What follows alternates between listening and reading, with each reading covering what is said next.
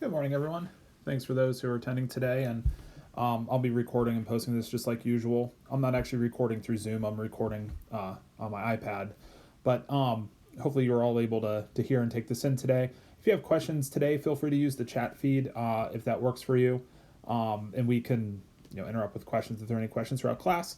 But I just wanted to come back to this slide that we were on at the end of class last time, where we were talking about the mass of the proton and neutron being much more massive than that of the electron, and then the protons and the neutrons reside within the nucleus of the atom, where the number of protons in the nucleus is what defines the given element. Hydrogen having the least number of protons of 1, helium having 2, etc. So that if we change the number of protons, which is not easy to do chemically, as we were talking about, but the number of protons is what defines the actual element itself. And then the electrons and protons have identical but opposite charges from each other. And then we were getting into atomic symbols, mass numbers, isotopes. And so we've given a couple atomic symbols just to review. One of them would be like carbon 12. We could look at the periodic table to get the atomic number. That's what's written down below. So this is our atomic number. That's the number of protons in the nucleus of a carbon atom. And then we have the mass number up top. The mass number being the sum of the two particles that contain a majority of the mass of the atom. That's the number of neutrons plus the number of protons.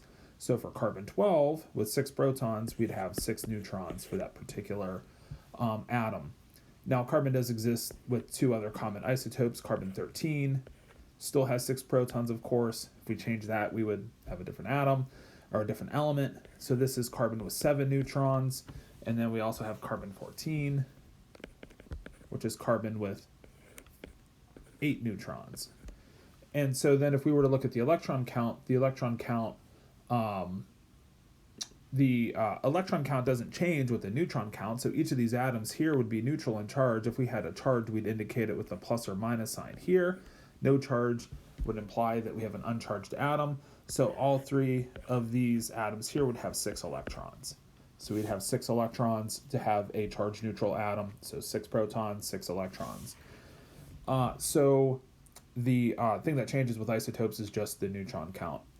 But something I wanted to mention too that I didn't mention on Wednesday is that if you were to add up the mass of the proton and the neutrons, you're not going to come up with the actual isotopic mass of a given isotope. For example, we'll talk a little bit later about atomic weights, but the mass of carbon 12 turns out to be exactly, by definition, it's exactly this, but it's exactly 12 AMU in terms of its mass. And I just wanted to point out that if you were to take 6 protons, 6 neutrons, 6 electrons, and sum up their masses, that you don't get 12 AMU. And the reason why is these are resting masses of those particles, and once you accumulate them into the different nuclei, they obtain a stability. The energy of stability is the difference between the 12 AMU versus the mass you would add up from all the subatomic particles. Take-home message would be, if you need to know an isotopic mass of a given element, we either have to go to a book like a CRC, a source, some sort of source to give us the atomic mass. Wikipedia actually gives us fairly accurate information from the CRC, so we can look isotopic masses up on something like a CRC, and we'll also see some problems go over how we get atomic weights from some experimental information. But we'll see those problems when we get there. I just wanted to make sure that we see here that we can't simply add up the number of particles, protons and neutrons. We have to have some experimental knowledge of what the isotopic mass is. Okay, so let's move on to the next slide here. So this slide here, we'll do this question together, but how many neutrons does a copper 64 atom have? If we ever see this notation here where we have the element name with a dash number, this dash number here would be the mass number. So if you're looking at carbon 64 thinking, is the 64 the atomic number or is it the mass number? It would be the mass number. So that's the sum of the protons and the neutrons, because those are the particles, again, that carry a majority of the mass of the atom. And then from what we were talking about early in chapter 1, for the first 4 rows of the periodic table, plus a couple groups like the alkali, alkaline, the first 2 groups of elements, halogens, noble gases, the last 2 groups of elements on the periodic table, we want to know name to symbol, symbol to name. So hopefully we all recognize copper as Cu. Now where that's helpful, I'm just pulling out my textbook here. If we go to a periodic table, this is one behind me, but the periodic table, copper is element number 29. So I'm just looking for the element number for copper, that's 29, and then the 64 would be the number up here. And so this would be our number of protons. So if I subtract 29 from 64, that'll give me the number of neutrons. So I would come up with 35 neutrons. So I'd have 35 neutrons for this atom, 29 protons, the particles that carry the positive charge in the atom. These particles together in the nucleus, and then we have the small electrons spinning in some sort of orbitals that we'll talk about later in chapter 6 outside the nucleus. So a majority of the volume of our atom comes from the electron in the space that they occupy. The nuclei is very small, so the electrons spinning around that nuclei, taking up most of the space of the atom, but most of the mass is accumulated in that very small volume of the nucleus. And so this would be our copper nucleus. If we were asked for the electron count within this atom here without a charge, so if we said, an uncharged copper atom, we'd have 29 electrons. We'll see metals tend to form, and really only form positively charged ions, not negatively charged ions. So we might have like a copper plus ion. If we said copper plus, how many electrons does this ion have? Well, we still have 29 protons. We're not changing the proton count. What we could do is kick an electron off the atom. If we lose an electron from that 29 and say had 28 electrons, then we'd have a net positive particle. So our positive charge would come from having one more plus than the minus particles, so that would be copper plus. We'll see an example. I think it kind of gets a little bit ahead to do it now, but we'll see an example of something like chlorine minus. Maybe we'll do it now, and then if we see it later, we'll skip it. But for chlorine minus, here we'd go to the periodic table, see that chlorine's element number 17, and then it should have 17 protons.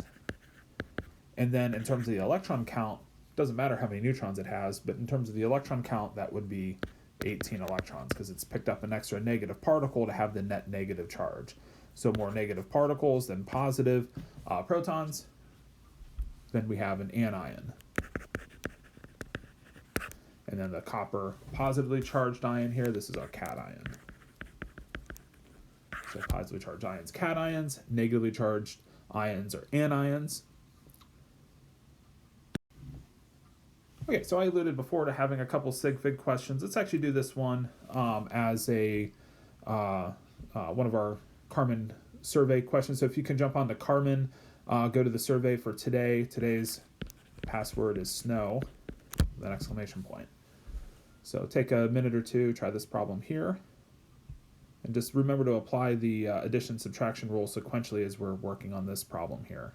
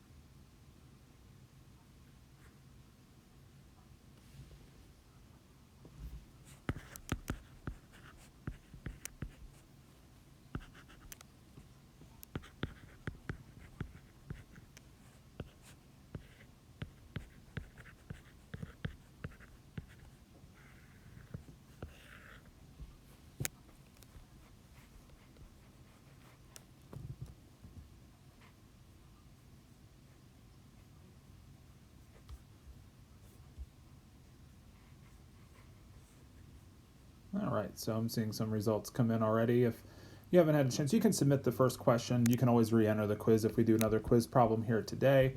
But the way we could approach this problem here would be, well, let's do this step first, because we have to do that multiplication step before we do the subtraction.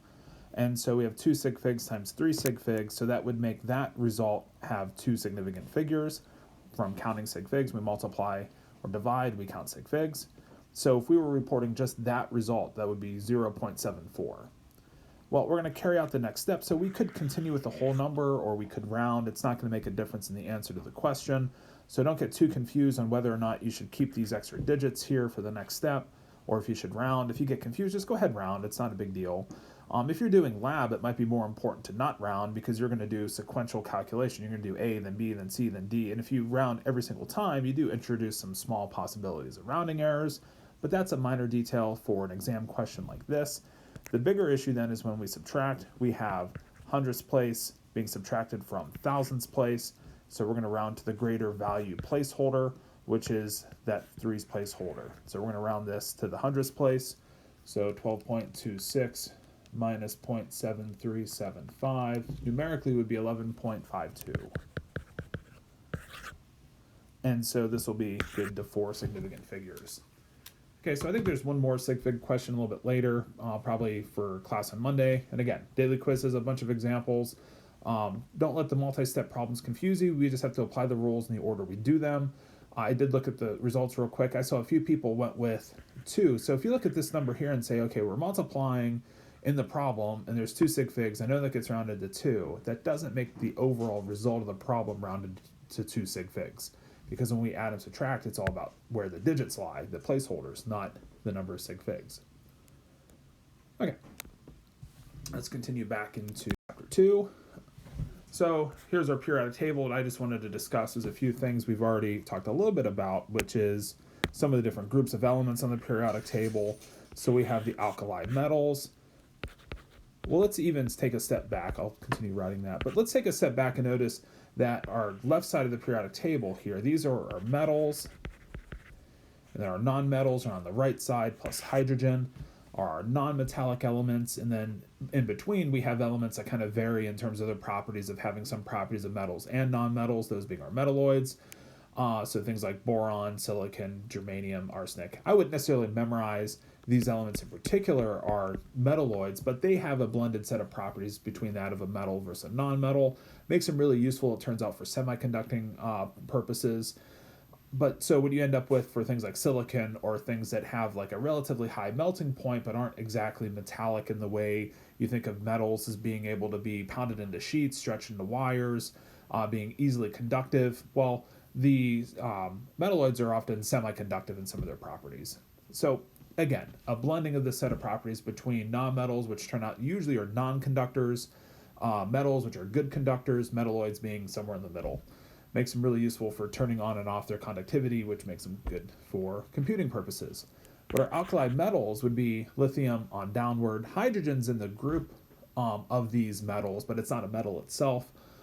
So hydrogen exists as H2 gas as its stable form.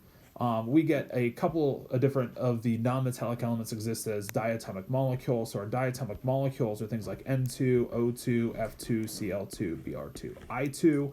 Sometimes it's useful to know that our common states of things like nitrogen's N2, oxygen's O2, fluorine is F2, chlorine, of course, is Cl2.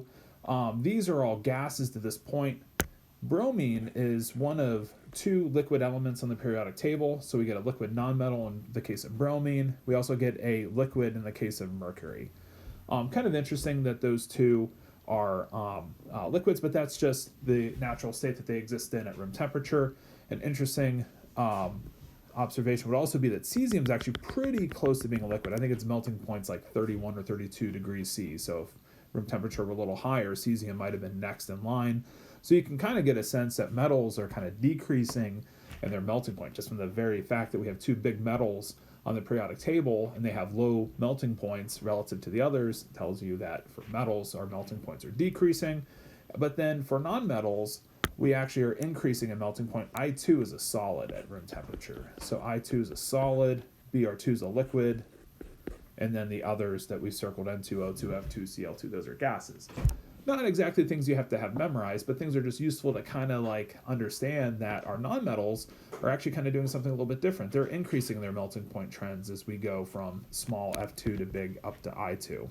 But just some things to think about. We'll touch a little bit on why that might be when we get into chapter 7 and later through the class into our liquid and solids chapter towards the end of the course. And so just making sure we see metals left side, nonmetals right side's useful.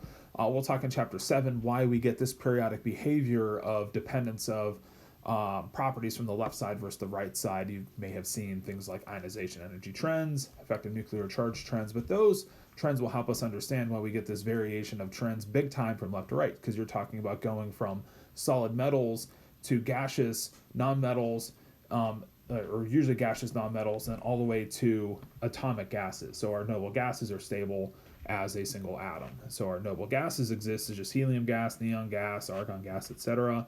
So stable atomic gases. So then just to name a couple groups of elements, we have the alkalis. We previously in class had named the alkaline group. The next group here, the group 2A, are the alkaline. Their names are similar, alkali versus alkaline, but try to make sure we see the difference. Alkalis are lithium, sodium, potassium, rubidium.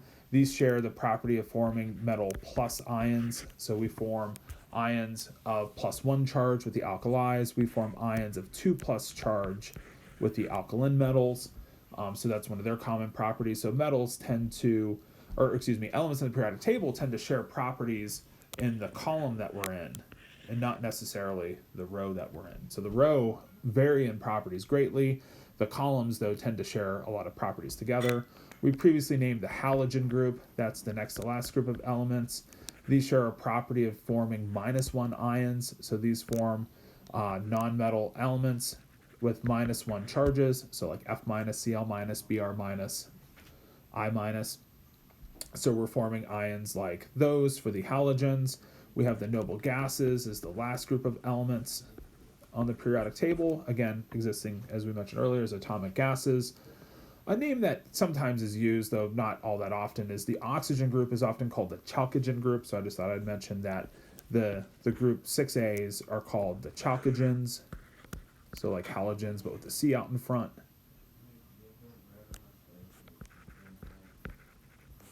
So it kind of looks like halogen with a couple of C's thrown in there.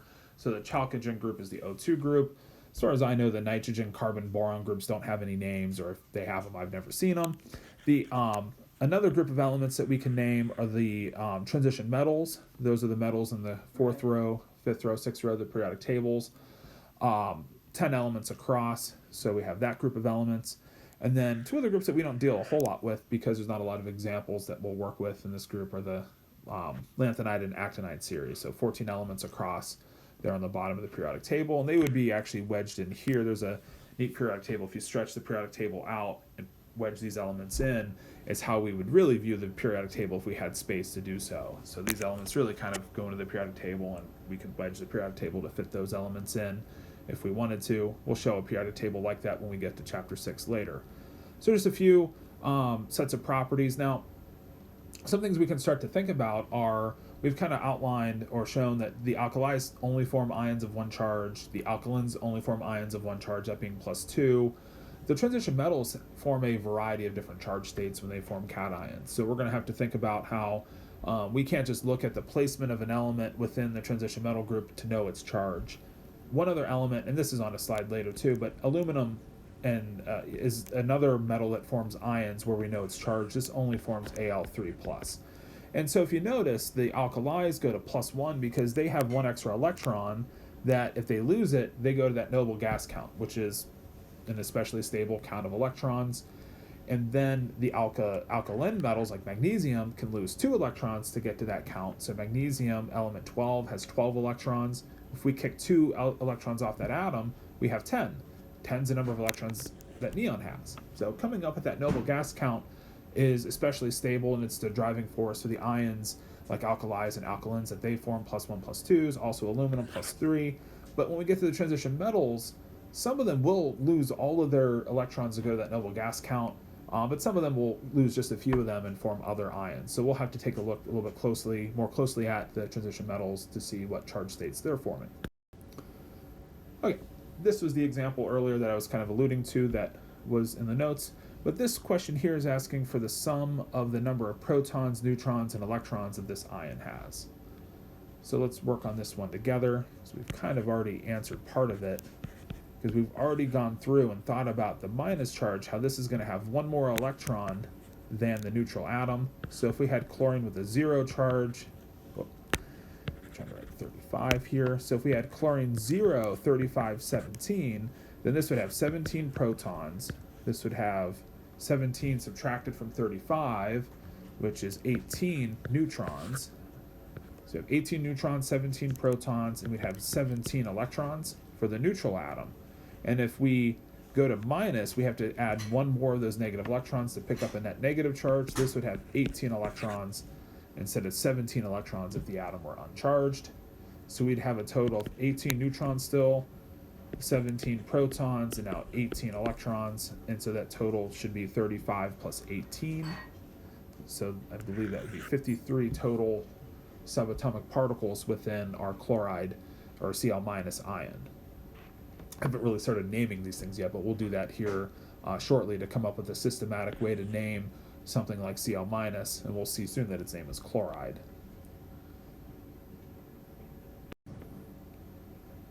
All right, let me throw this to you guys. If you want to do this as question 2 in today's quiz, you should be able to reopen it. You can just answer in question 2. You can leave question 1 blank if you want. It doesn't really matter too much, but you can just answer this as question 2 for today. I'll give you guys a chance to think about lead. Now I did just say that this is lead, but hopefully we recognize Pb as lead. That's one of the additional elements that we hope that you guys know: the name to symbol, symbol to name. The other ones being silver is Ag, gold is Au, and then I think we mentioned platinum being PT or something. Those are the ones we want to make sure you know: name to symbol, symbol to name, just to make sure you can find this on your periodic table. So think for about a minute on this problem here, and we'll take a look at it.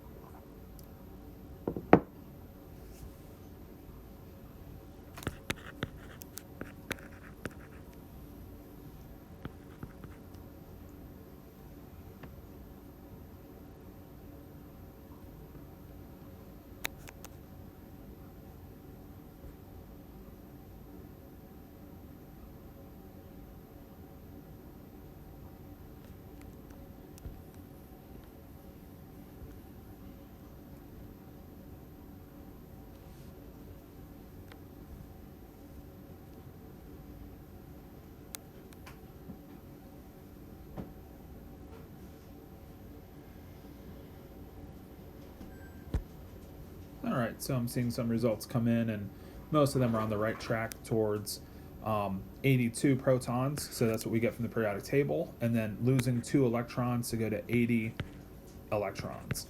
Now, sometimes you may think, is there an equation I can use to calculate charge? And I guess there kind of is, but I think you just have to think of it as how many positive particles do we have? We have 82 positive particles, and we can subtract the number of electrons.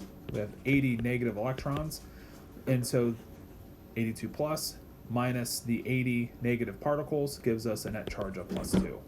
So you can think of the equation, but I think you just have to think of the balance of charge. The balance of having, if we had 82 versus 82, it would be neutral.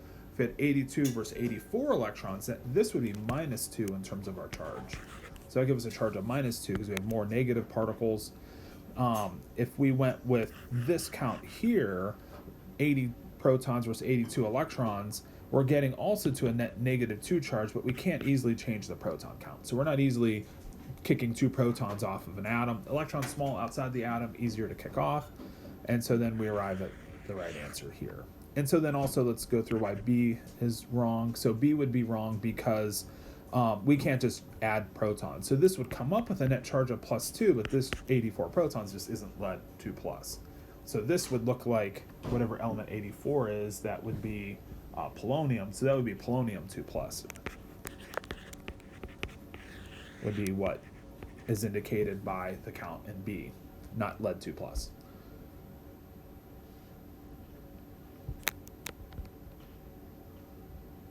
Okay, so let's move on here. So how do we know,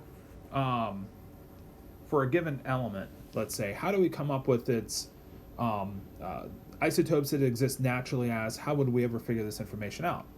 Well, if we can somehow have a sample, let's say we put Cl2 in, because that's our elemental form of chlorine. What we do is we would hit the chlorine with some sort of ionizing method. We'd try to ionize it with like an electron beam.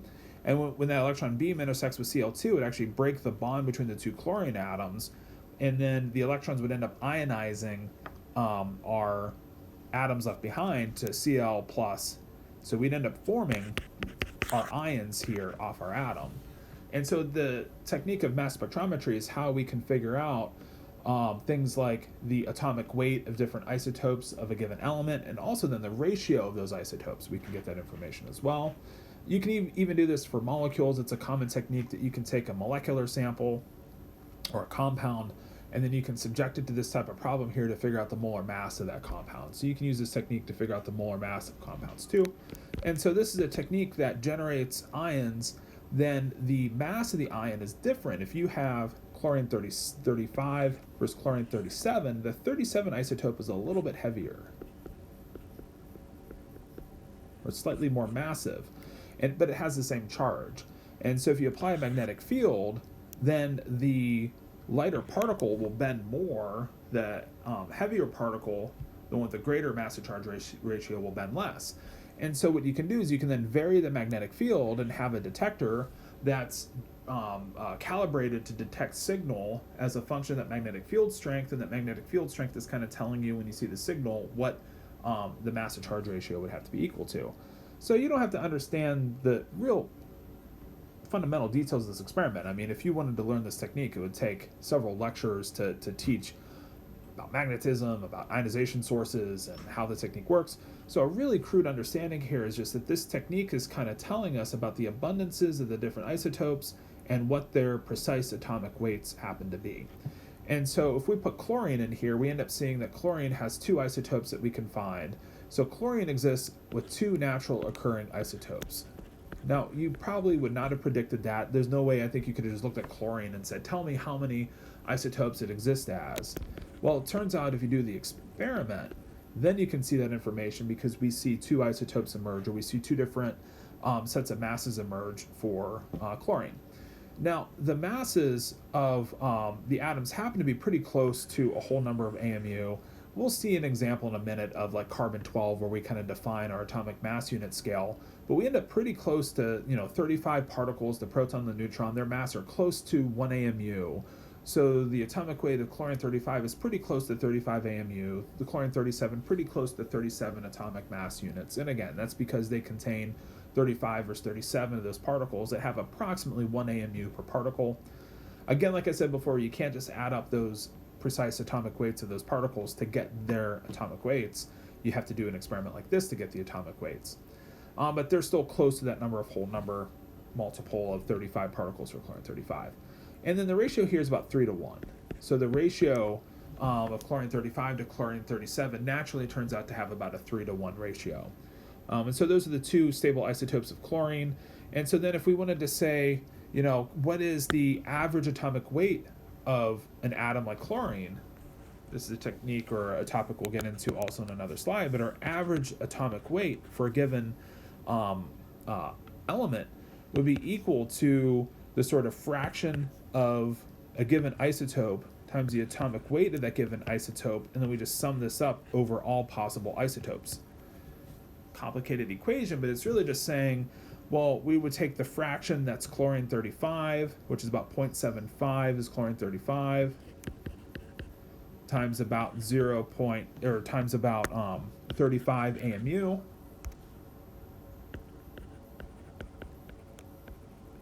And we can get this atomic weight much more precise than 35 AMU, but we'll just use it approximately here. And then we would add the summation of the other one. So we got about 25%, that's chlorine 37. And so the average here would turn out to be about 35.5. So we just did that math. I think it would be 35.5. Let's do 0.75 times 35 plus 0.25 times 37. And so it gives us 35.5.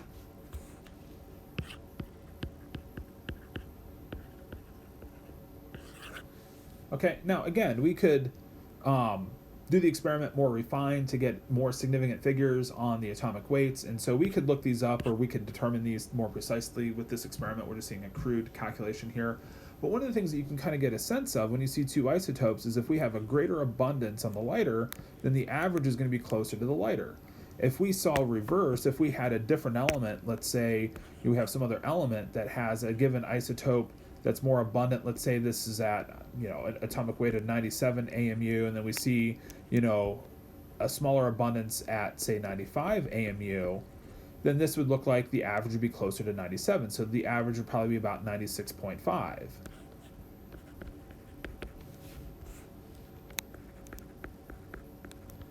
So you can kind of think about what a given sort of like mass spectrum might look like for a given element based upon how many isotopes it exists as, and then what their abundances are, or what the actual average atomic weight is for that given element.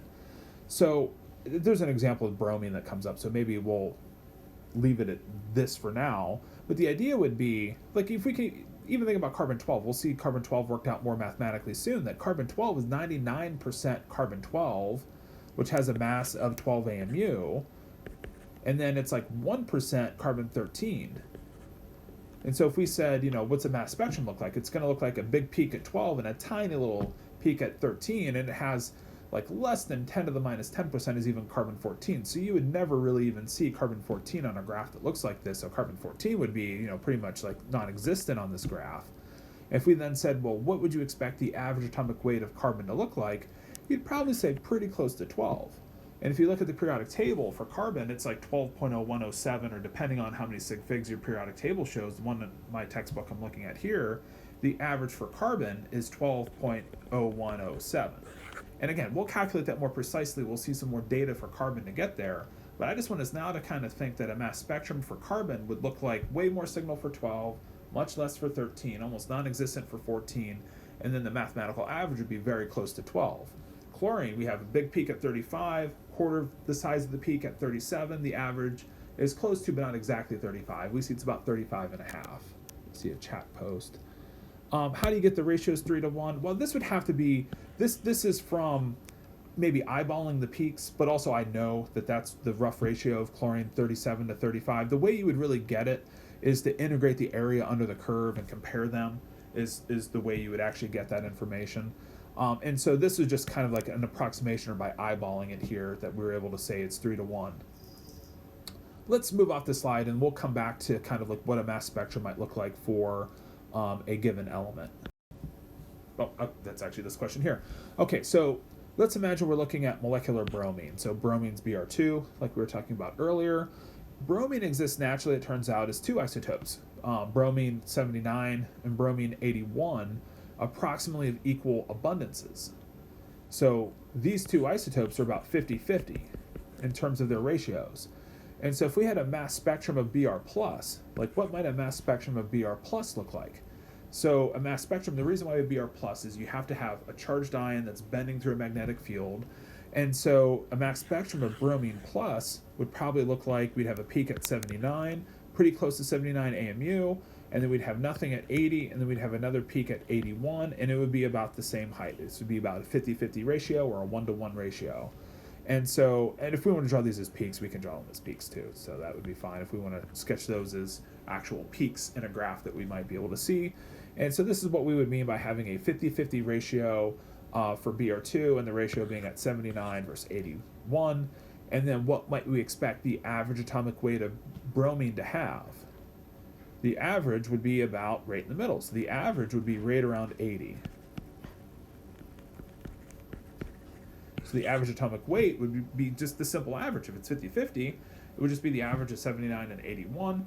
Only caveat being we'd want to look up slightly more precise atomic weights than exactly 79 and 81. So we'd have to get some information about those actual isotopes if we wanted to calculate it precisely, or you could go to a periodic table, and the periodic table lists bromine as 79.904.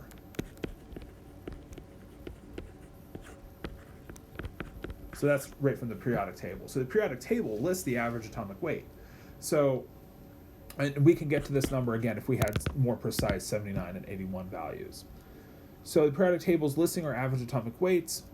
What might we expect the molecular ion of bromine to? Like if we have two bromines connected together, what might this look like? What might that mass spectrum look like? Well, let's think about this for a minute. So for Br2, we'd have two bromines bonded together, and the idea would be that they each have to either be 79 or 81. So we could have the case where they could be both 79 isotopes. We could have the case where they could be one 79, the other one's 81. We can have the case where the first bromine's 81, the other one's also 81, let's say. And we can have the case where one's 81, and then the other one is 79. So these are the four possibilities. It's like each one can either be A or B. So we can have the AA, the AB, the BB, or the BA. And so then if you're thinking about the atomic weights here, the approximate atomic weight of this one would be about 158, because it's 79 plus 79. This one would be approximately 160. This one would be approximately 162. And then this one would also be approximately 160. So these two would have the same average atomic weights. And I mean, this in a way gets off the beaten path of what we really are trying to accomplish on this task, to think about what this mass spectrum might look like. But it's just kind of like a thought problem of, if it's 50-50, 79 or 81, then what are the odds they would both be 79? It's like if a 50% chance one's a 79, you have like a 50% chance the other one's a 79. So this would represent about 25% of our molecules in our sample would be bromine 79, 79. And then the bromine 81, this would be about another 25% of the samples would have that atomic weight. And then being 79 or 81, these would represent total about 50%. So this is, again, just from the mathematical possibility of 79 versus 81, 50-50 half the time. So it's like 50% of the time we're here, and then the other 25% of the time, so we're 25% here, 25% here. So each of these sort of molecules has a 25% probability of existing, but two of them have the same atomic weight. So if we were to look at a mass spectrum of Br2, we'd be looking closer to the 158 range. So we'd see a peak at 158. We'd see a peak at 160. That's about double the size. And then we'd see a peak at 160. That's about the same size as the peak at 180, or at 158. So these would be about the same as each other. So this would go in about 1 to 2 to 1 ratio. And the only reason I bring this up is, like, sometimes they'll put questions on the test that get at what do mass spectra look like for different elements, and it all has to do with just their relative abundances being portrayed, and then these atomic weights being relatively close to whole number multiples for our elements. And so this mass spectrum here, this is an actual mass spectrum of Br plus and Br2 plus shown on the same plot. And you can see the rough 1 to 2 to 1 ratio around 160, and you can see the 1 to 1 ratio around 79 and 81. And so you can actually go do this experiment, take a look at it, and see that it kind of looks like what we're expecting. Okay, so let's take a step back and come back to atomic weights here. So our atomic mass unit scale is one of the ways that we start thinking about the mass of atoms. And so the way this scale is actually defined is off the mass of carbon-12. And so carbon-12, this atom,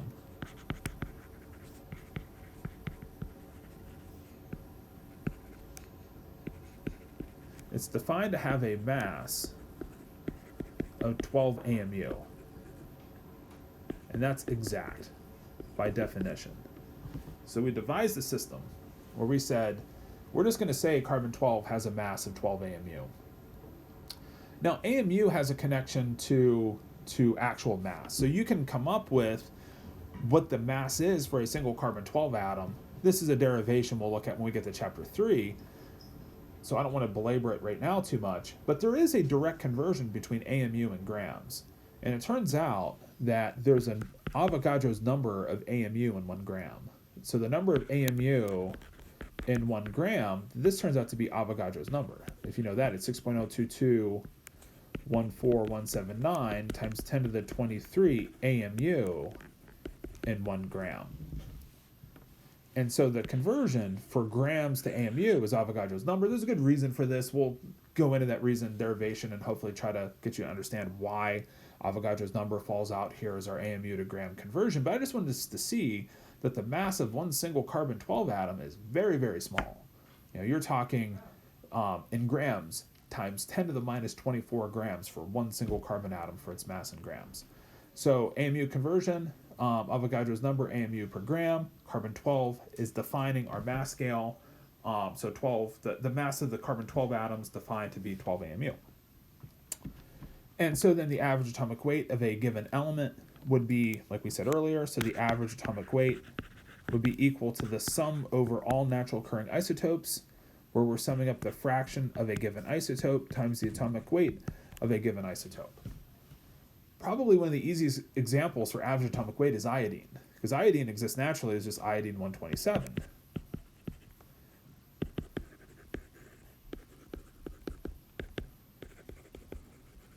So if an element exists naturally as just one isotope and no others, to 99.99% of the time, iodine-127, only a very minor trace of it being any other isotope, then we can go right to the periodic table. We know the atomic mass of iodine-127 is 126.90447.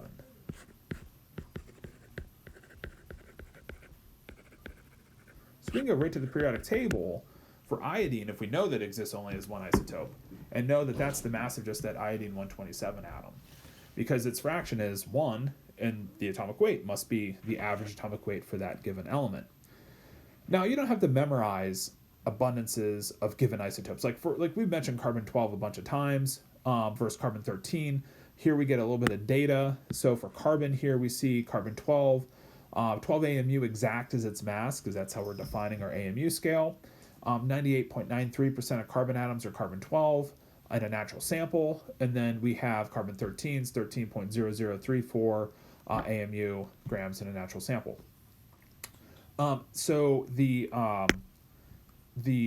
Interestingly, carbon-14, I've mentioned a few times that it's a trace. If you've ever heard of carbon dating, you can date samples that are no longer living based on how much carbon-14 they have in them, because natural samples take in nitrogen. Nitrogen decays slowly to form, over time, carbon-14. And if you stop taking in natural nitrogen because you're not eating food anymore, if you're not a living object, then your source of carbon-14 has ended. So you have nothing that will produce carbon-14 other than what you've already taken in. So your carbon-14 level just starts to drop over time. So you can date a living object up to about 10,000 years based on how much carbon-14 it still has remaining. Once it hits 0, then you kind of reach the lifetime limit of where you would expect to find carbon-14 at all. So if you've ever heard of carbon dating, it's actually a very interesting case where we can sort of understand that a given isotope only exists because some other atom decays into it. If you stop taking that atom in naturally, then you don't get the source for that element anymore, and it starts to deplete. So carbon-14 is such a small trace, we don't even include it here in this calculation. It's like less than 10 to the minus 10% of all the isotopes of carbon. So if we want to work out the average atomic weight of carbon, so the average atomic weight for carbon would be the fraction. So we just want to take the percent and write it as a fraction. So our atomic weight here would be the fraction of that one isotope times the mass of that isotope. And again, remember that's 12 exact. That'll come up when we think about sig figs here in a second. And then we're going to add this to the second abundance, 0.0107 times 13.0034 AMU. So carbon ends up being exactly on that whole number, 12 AMU, but all of our other isotopes aren't going to be exact. But you see here carbon-13 very close to 13 AMU, but not precisely or exactly 13 AMU. So when we do this step here, a very interesting or boring sig fig problem emerges where we can review sig fig rules a little bit here. So 4 sig figs times an infinite should have 4 sig figs. That's why we're really stressing carbon's exactly 12, so we're not rounding this to 2 sig figs. So this would be 11.8716. That's just from the first calculation here of these two numbers here multiplied together. So those are good to 4 sig figs. Again, 4 sig figs times an infinite number should be rounded to 4 sig figs. Remember, 12 AMU exact has an infinite number of sig figs, which is why we're not rounding that to 2 sig figs.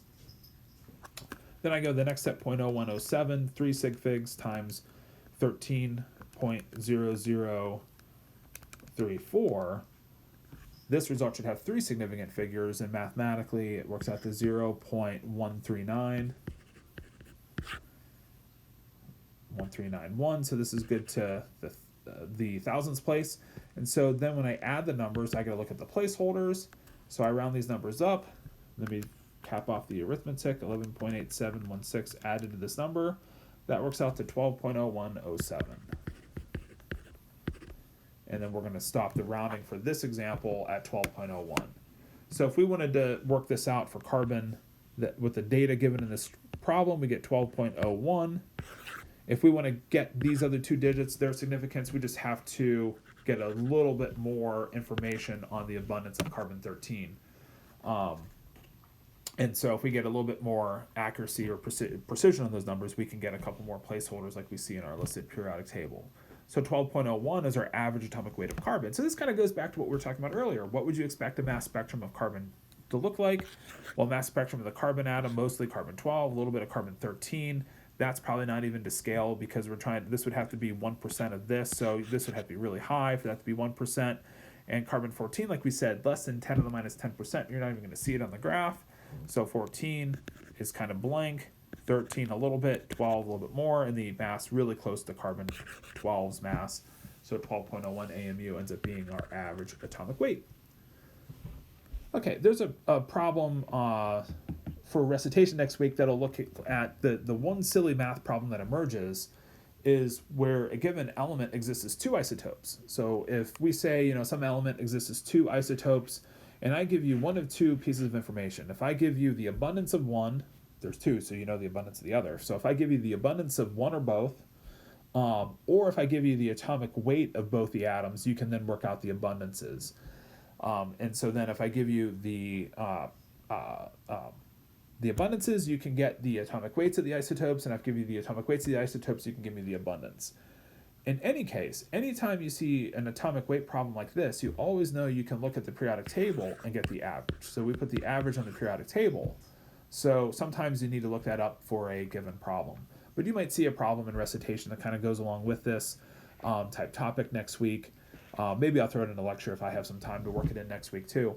But that problem is just kind of like a math problem where we have to do a little bit of algebra, a little bit of solving, but it just uses the idea of the summation or working it out for a given example and trying to work out the math. Okay, so we come back to the periodic table. I don't think this was here for me to say anything. Let me move off. This is if I needed to see a periodic table again.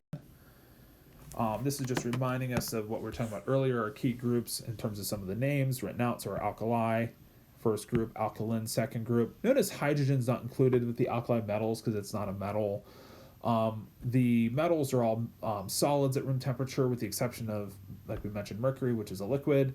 Our nonmetals are mostly gases, but we have the one liquid of bromine, Br2. And we also have a couple solids. We also didn't mention things like carbon's a solid, sulfur's a solid, but you don't have to necessarily know every single element in its physical state, but just trying to show that the nonmetals kind of range from being gas, liquid, or solid. And we don't get any gaseous metals at room temperature.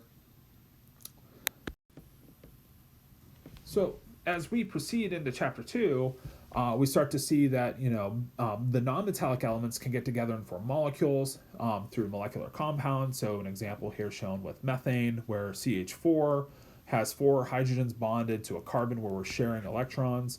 And so sharing electrons is the property of molecular compounds. So molecular compounds form what we call covalent bonds. That's the sharing of electrons. We talk about that more in chapter 8. So in terms of sketching these structures, that comes up when we get to chapter 8. The actual three-dimensional shapes, this starts to emerge in chapter 9. So if you're seeing these shapes, don't worry about predicting the shape, but we'll get into how you do that as we go throughout the course. But the idea for molecules is we're sharing electrons between the nuclei, the different atoms in the compound.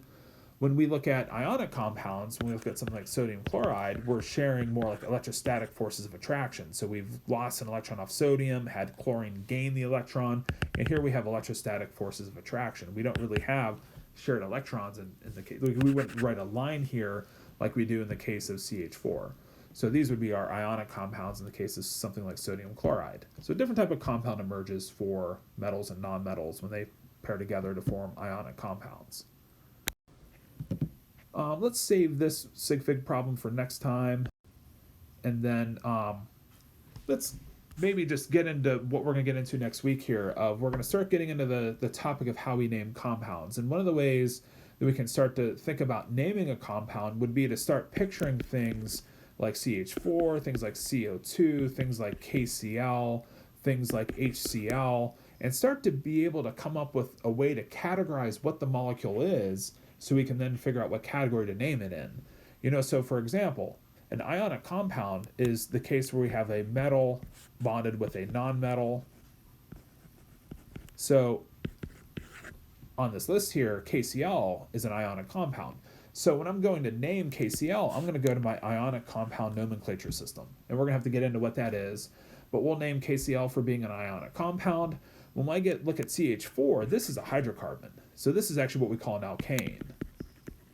An alkane is a saturated hydrocarbon. It's where you saturate a carbon with as many bonds as it can have, which it turns out to be 4.